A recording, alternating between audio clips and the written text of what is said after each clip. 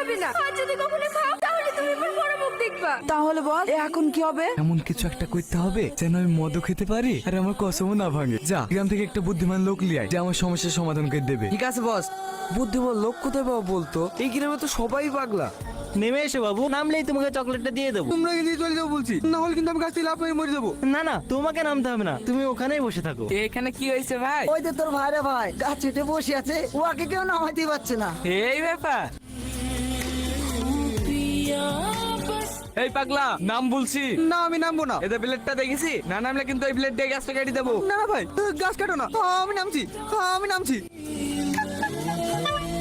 বাহ, তুমি তো অনেক বুদ্ধিমান দেখছি। আমরা সবাই মিলে এই পাগলটাকে নামাতে পারলাম না, আর তুমি সামান্য এই ব্লেডের ভয় দেখে পাগলটাকে নামিয়ে দিলে।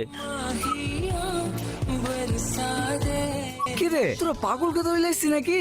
আরে না না বল, এ হচ্ছে আমাদের গ্রামের সব থেকে বুদ্ধিমান লোক, এমনকি পুলিশেও আর বুদ্ধির অনেক প্রশংসা করেছে।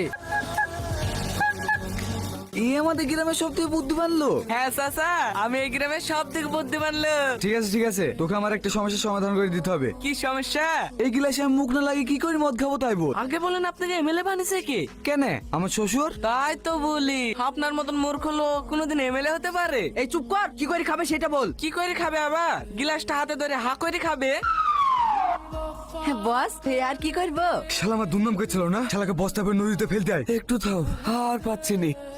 ম্যানেজার সাহেব, ওই দেখেন জম্পা। সব এদের কাছ থেকে একটু ঘুরে আসি। কিন্তু বস্তা। আর বস্তা পরে ফেলবো। কি রে, তুই বস্তার ভেতরে কেনে? আর বলিস নি ভাই, তুই তো জানিস আমি দেখতে কতটা সুন্দর, তাই আমাকে মেয়ের বাড়ির লোক জোর করে বস্তার ভেতরে ভরে বিয়ে দেওয়ার জন্য লিতাইছে। এত সুন্দর সুযোগকে হাতছাড়া করে? আমি এলে রাজি যা তুই। তুই বি করবি? হ্যাঁ করবো। তাহলে তাড়াতাড়ি বস্তার ভেতরে ঢোক, নাহলে ওরা এক্ষুনি চলে আসবে। হ্যাঁ হ্যাঁ ভাই।